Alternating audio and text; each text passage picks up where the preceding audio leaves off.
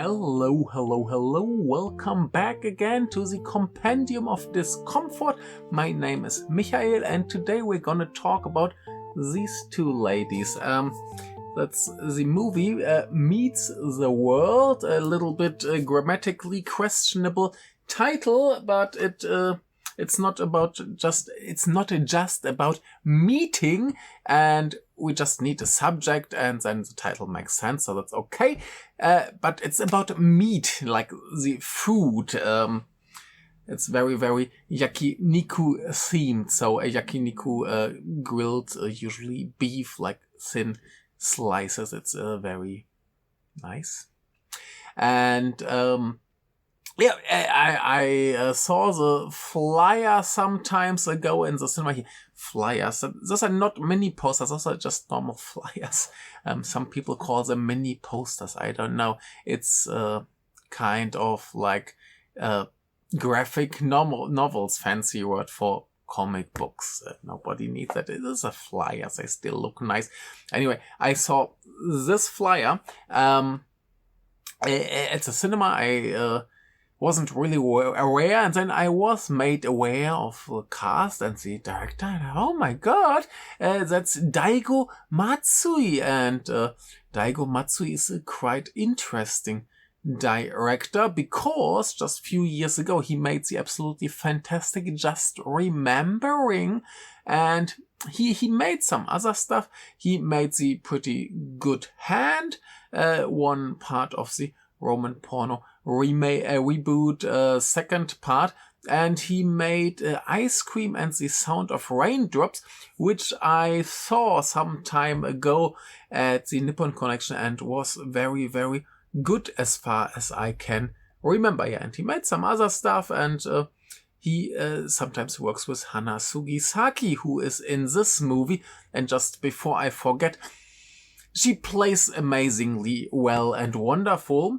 But somehow for quite a huge part of the movie, I feel like she's channeling her inner Akari Takaishi, because, I don't know, she behaves and talks almost the same as if she just watched Baby Assassin. Oh, I'm gonna do that.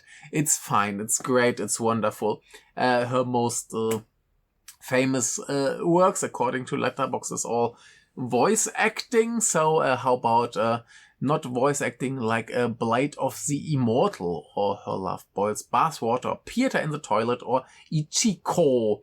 Wonderful actress. She's amazing, and in this movie she's amazing as well. Just thought it's funny that I sometimes feel, is this actually Hana Sugisaki, or is it Akari Takaishi? And then we have Kotora Minami, who is not all that famous yet. I guess this movie might help her to become more famous. She was, for example, in the Makanai, this Netflix series by Hirokazu Koreeda, which I don't know if anyone ever watched it, because it's Netflix and stuff just appears and disappears. And she was in Ice Cream Fever, and I don't know much about Ice Cream Fever. I just know that Rolf doesn't like it. If you don't remember Rolf, Rolf helped me do my big best of the year thingy video, which I enjoyed making, and I hope he will be there for the next video as well, like at least in written form. Then with Rihito Itagaki, who was, for example, in Cells at Work, or Blue Period, or Zoki. Zoki is fantastic. Watch Zoki. Wonderful, wonderful movie released by Third Window Films. Go watch. We have Yu Aoi. If you don't know Yu Aoi, I don't know if you have ever watched a Japanese movie. She's a fantastic actress, has done a million movies, for example, all about Lily Chocho, or Hannah and Alice, and Wife of a Spy, and here she's a depressed writer. And of course we have Kiyohiko Shibukawa in such a lovely uncle role, and not like relative uncle, just like the uncle who has a shop nearby and you go there and he takes care of you. And he's so cute and wonderful in this movie. I almost didn't believe it's Kiyohiko Shibukawa, but yeah, I guess he's now at the age where he can and should play these roles and not just always appear in weird, nasty movies. I loved it very much, his performance here. So yeah, let's talk about the story relatively quickly. It's quite simple. It's about a Yukari. She is 27 years old, works in a bank, and she's a very big fan of the anime Meat is Mine, and all the characters are kind of like yakiniku themed, and she's a fujoshi, so she's a very big fan of boys love entertainment. And I mean, one might imagine that it's nowadays not all that crazy anymore, but it's still a pretty big thing, like coming out to the people around you and saying, hey, I actually like this quite weird stuff. I'm a terrible nerd and I spend lots of money on merchandise and my home looks like a shrine. It's still a big thing. Who would have imagined? Anyway, so she struggles with her existence. She has a passion. She loves some things, and she just can't really enjoy society as a whole, more or less. And she's like out on the street crying, being depressed, and another girl comes, that's Rai, and she's like, hey, how about I help you, because I'm gonna die anyway, and let me just help you a little bit out before that happens. And then they become friends, and she gets introduced to the wide world of Kabukicho and night adult entertainment in the sense of hosts and hostesses. And she meets the world, like quite literally, like she needs to get out of her comfort zone and meet people and make friends and open up a little bit. And while getting this help from Rai, where like she lives in her apartment in Kabukicho, and realizes this apartment is a mess, it's a disaster, and so she tries to help Rai become a more positive human who lives not on a dumpster but in a livable environment, and just tries to make her maybe appreciate life a little bit more. And that's the basic story. And some people who wrote reviews were like, oh my god, this must be a wonderful story about friendship and getting better at life and helping each other out. And it feels so much like a wonderful feel-good movie. And who knows if that's true. I had the feeling that we're going in the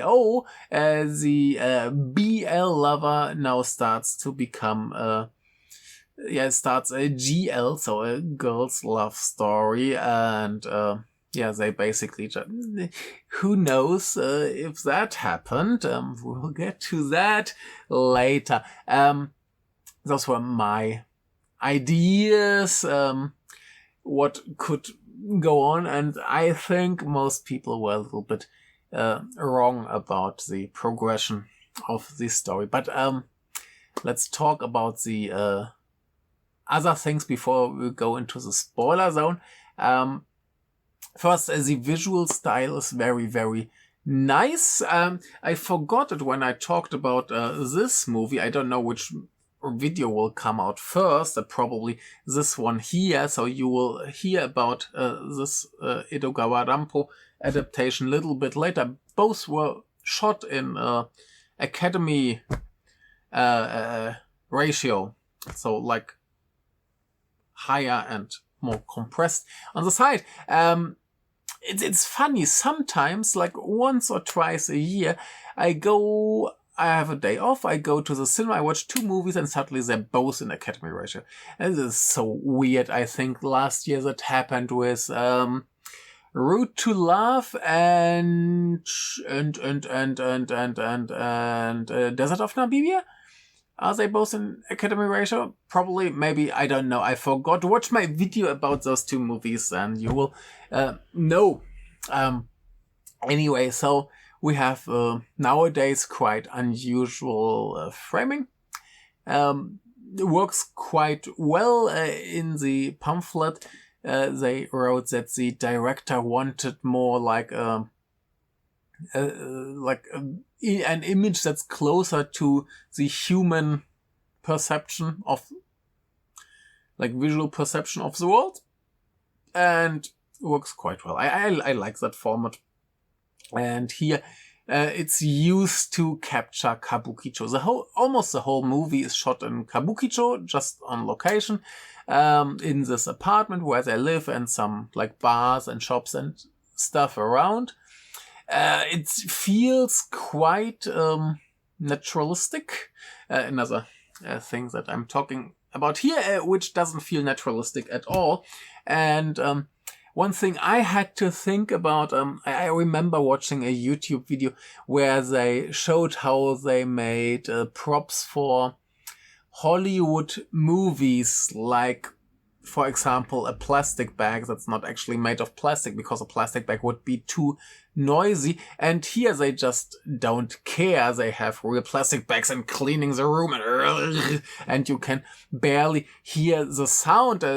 Speaking of barely hearing the sound, I completely forgot when I talked about Flame Union that Mr. Yugo Sakamoto finally got his sound mix right, I guess, because in the final fight the music is so loud that you can barely hear them talk. Good choice, Mr. Sakamoto. I loved that, but yeah, who knows if anyone who watched the Flame Union video will watch this video. I don't know.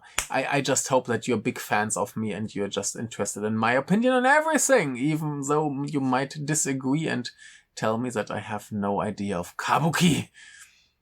Sorry, I never said I had. Anyway, back to Meet the World.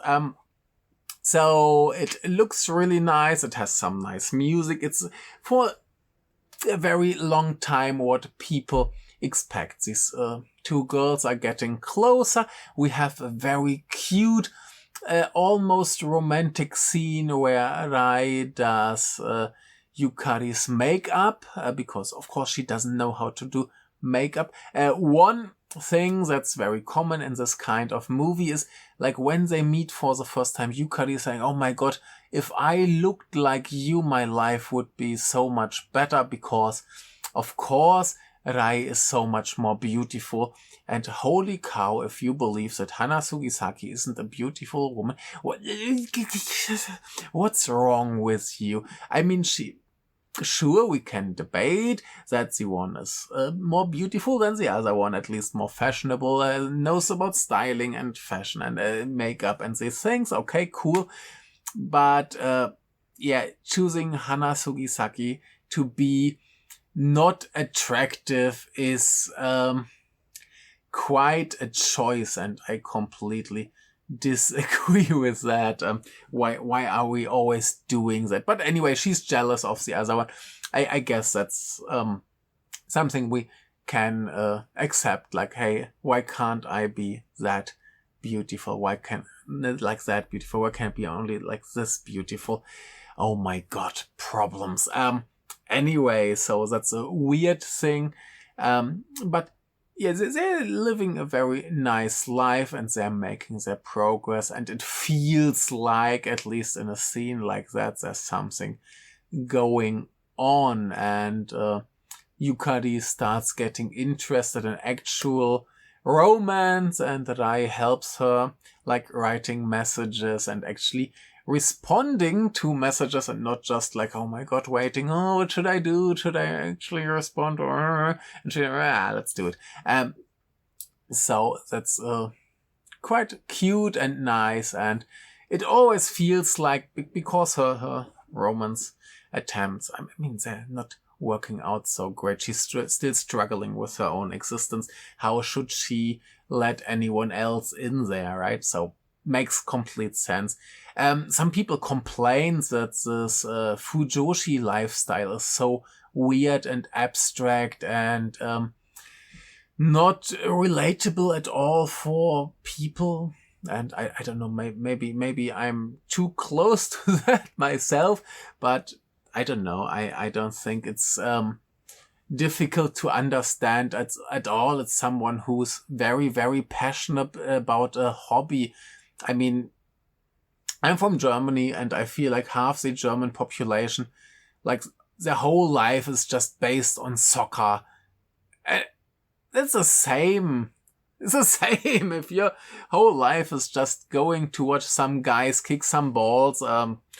It's the same if you're that. Like, if you have all the fan articles, the merchandise in your home, and you're like, oh, soccer is my life, then you're basically a fujoshi. Yeah. So it's the same. Nobody can tell me that sports fans aren't basically the same as Japanese otaku. How can we not relate to that? I mean, sure, some people don't have this kind of passion, but yeah. Anyway, so I think it's very easy to understand and very relatable and very cute in a way, and funny, and sometimes unbearable.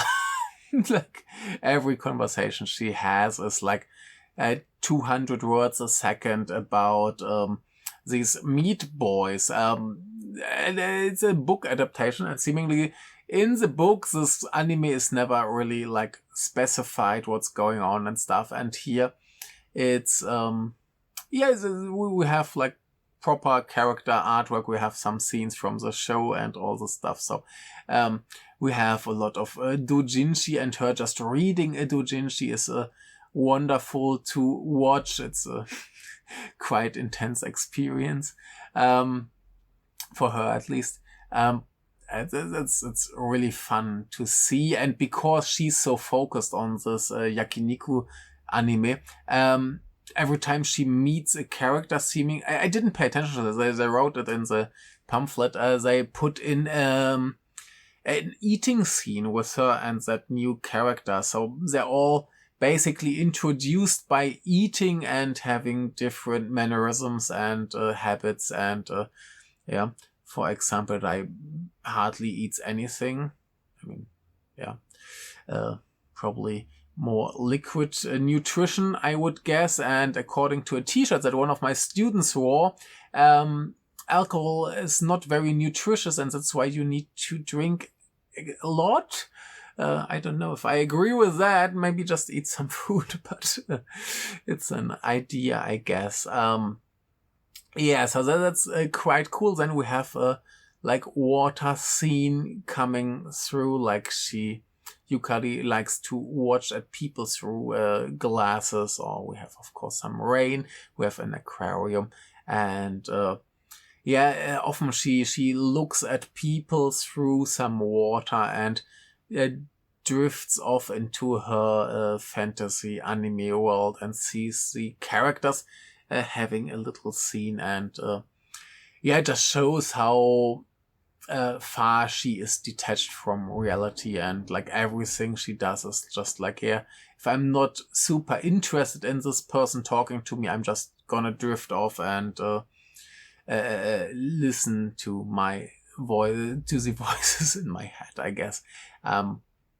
So yeah, it's interesting how her character and the other characters basically introduced and worked out and interact with each other. Some people said that they're a little bit sad that Rai isn't a more central figure, but I would say she's basically everything that drives the story, like even at a point quite late in the movie when her character is, let's say, even less in the focus than before.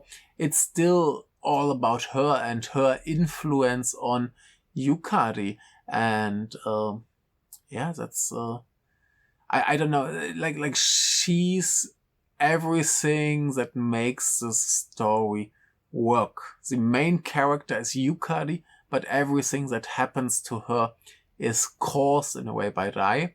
And so saying that she's not a central figure here is a bit weird. I don't know.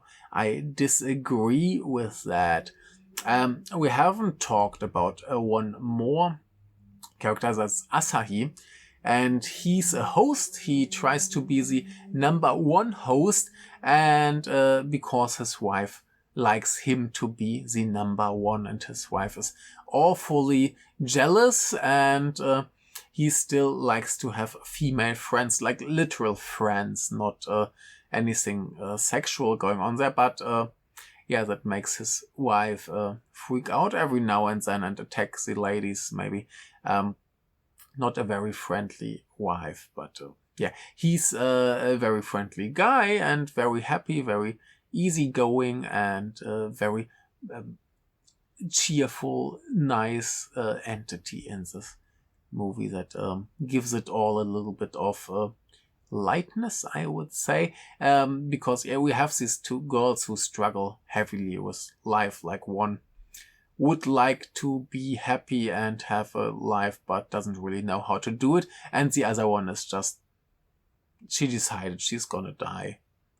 And yeah, so he's like in the middle and just trying to help them out, and they're like, oh yeah, let's help the other one and to find some happiness. And yeah, it's wonderful, great bunch of characters. And we have Yu Aoi and Kiyohiko Shibukawa, who are both in the same bar. He's the bartender and she's a writer who just sits there and drinks. And yeah, she struggled with some similar things as Rai, like not really wanting to live, but she puts that in some novels, and yeah, is now the wise lady at the bar counter, while Kiyohiko Shibukawa is a nice older guy who just tries to support all the ladies. And it's wonderful. And yeah, the movie is quite long, and there's a lot of stuff going on later that I want to talk in a spoiler part. But yeah, let's say the main theme is this idea, people who want to live and people who don't really want to live. And can you even get help from others? Do you want to accept the help from others? Are you able to change your things? It's on a very, it's a relatively, for the hard topic, it's a relatively light movie. It takes some turns that are still dark and depressing, but it's overall not a very negative, depressing movie. But it takes the theme of depression very, very seriously, but doesn't put it so much in the center, because the main character is this person who is basically not depressed, just struggles with life, but she has things she likes, she has things she loves, and she just needs some help to get her stuff together and just be who she is, and still being able to be accepted by other people. And so that's the main focus here. But on the other side, we have this obviously very depressed person who seemingly has everything she needs to have a happy life. It means she has a beautiful face. Yeah, some people believe if you're beautiful, your life is safe, and it's great and wonderful. Here, obviously not so. It's an interesting constellation. It's an interesting approach to this topic. But yeah, while this drives the whole story, like I said, and it's the ongoing theme, the focus is on the more positive one who,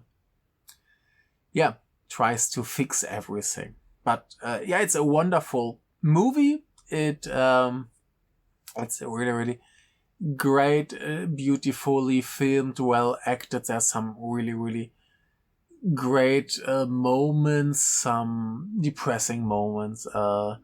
We have Suda Masaki. We just never see him because it's only his voice. But there's a lot to laugh about, and I like it that they don't judge anyone. Like this fujoshi character is not negative in any way.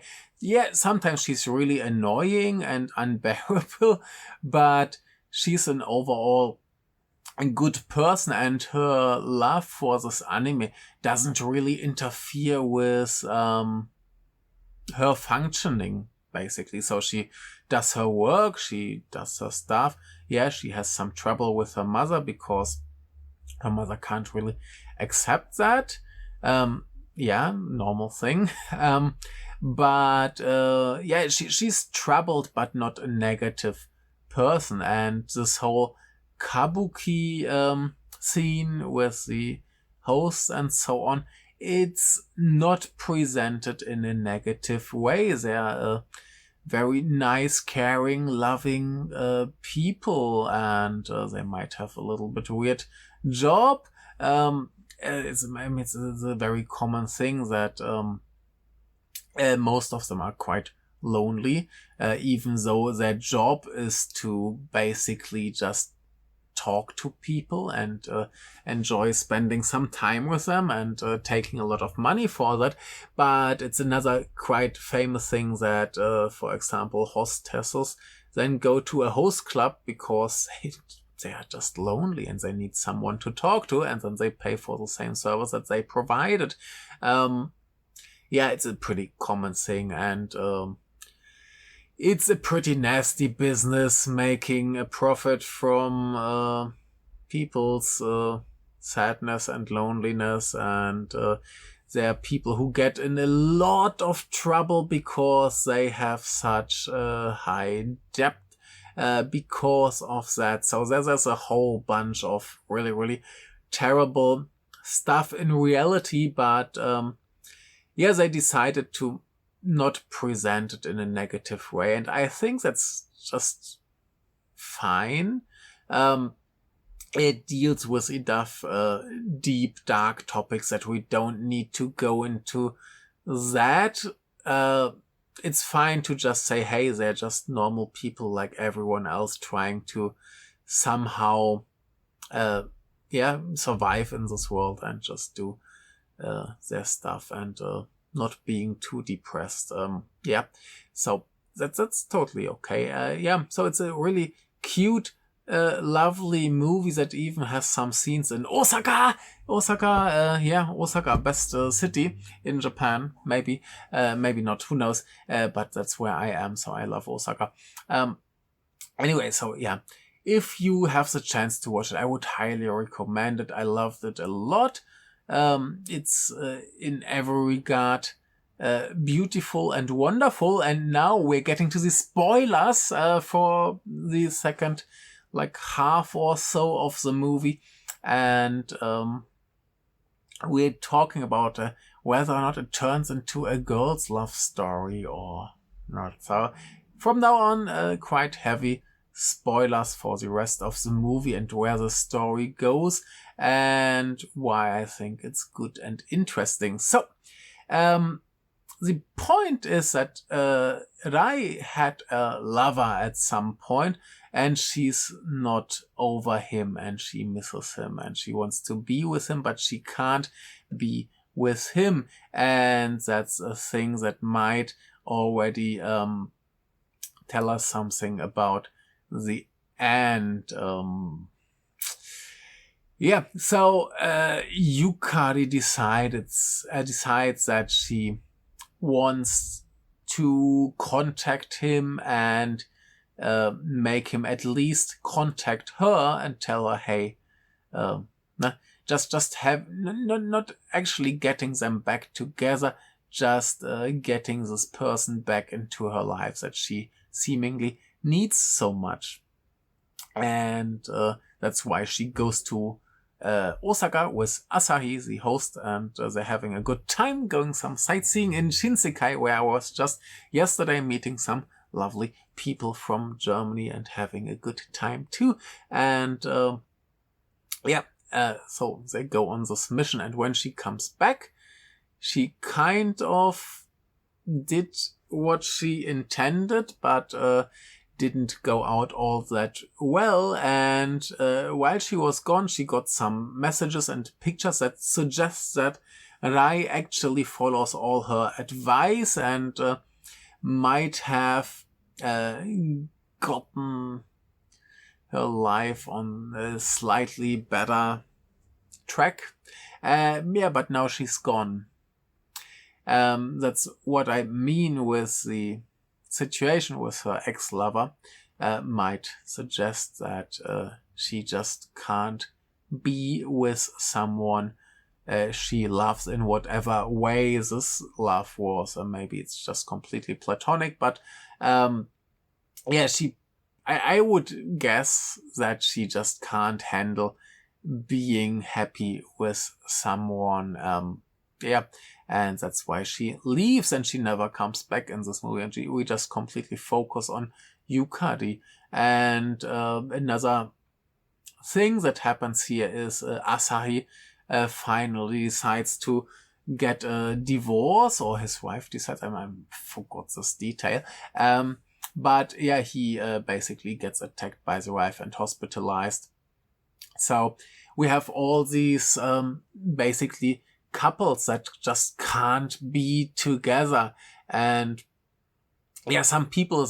someone wrote in the reviews, like, it's an open end. There's nothing open about it, just something like I said, the main theme, the main story is about like people who want to live and people who don't want to live. Those who want to live want to change something about their life. They're more open to get help and change something. And those who don't want to live, they maybe want the help, but maybe they can't take it, or they just can't handle the change, or it's just too much, and they are not emotionally at the point where they can actually do something about their situation. I know people like that. I luckily never had that experience. It makes completely sense that she just says, okay, I can't be here anymore. Let me get out of this. And then she's gone. And we are just now with Yukari and her new friends who are around her and give her a much better life. Now she has the two bar people and she has Asahi there. It doesn't even suggest that she has some romantic thing going on with Asahi. It's just like people around her. She even gets home at some point meeting her mother, and her mother is like, I just want you to be happy. You make me crazy because I don't understand you, but I want you to be happy. So basically even her mother, who she kind of hates, she never responds to any message. She never responds to any message or any call. She just ignores her mother. God knows what kind of trouble they had. I mean, we understand where it comes from, but we don't know what actually happened. And so at least we get a signal from the mother, who's just like, oh my God, I have this one chance to actually talk to my daughter. Let me just tell her that I love her and I want her to be happy. And I even try to read her favorite manga and stuff like that. Yeah, so she makes an effort to have a connection with her daughter, and that's kind of nice. And she makes new friends and new connections, and she understands that she can be fujoshi and she can still enjoy this other side of life. She doesn't need to be in this dream world. She can enjoy it and still meet people. And there's a wonderful scene when one of her coworkers are like in this changing room at work, and one of there are two coworkers, a younger one and an older one, and the younger one is like, hey, there's this whatever going on, do you want to join? And she's like, oh, I'm really sorry, I've got to watch an anime at the time. And she's like, anime? Oh, yeah, you're one of those. And then in the background we see the older one who makes just enough room so we can see into her locker, and there's like some anime picture, and Yukari sees that, and that's basically the older, grumpier co-workers coming out, and it's just so cute. Like, now she's maybe in the position to help other people too, to just be who they are. And it's wonderful. So there's nothing open about this end of the movie. We have this character who had a huge development in her life, and now maybe has a happier life, even though the person she really wants to be part of her life couldn't keep up with that, and just had to escape. But who knows, maybe someday she will go and look for her like she looked for her lover. The lover is by the way then Suda Masaki, but just on the telephone. And this phone call is horrible. Like, I didn't really get what happened to him, but he's obviously emotionally completely destroyed and just kind of cold on the phone, and we just understand he's not functioning anymore, and she's just completely depressed because she can't understand why her friend loves this person so much. But yeah, God knows what happened. But anyway, even though we have these really dark elements and there, these really depressing elements, it's a wonderful, beautiful movie just about personal growth and trying to be who you are and not being ashamed of that. And I think that's wonderful and beautiful, and well done, well acted, well presented. It's just a great movie. I have to watch more Daigo Matsui movies. Now I'm at 4. So I watched Just Remembering, Hand, this one, and the Ice Cream and Sound of Raindrops. He has some more, so I need to find those. Maybe I can do it. Anyway, that's it for today. Thank you very much for watching, and hopefully see you again soon. Bye.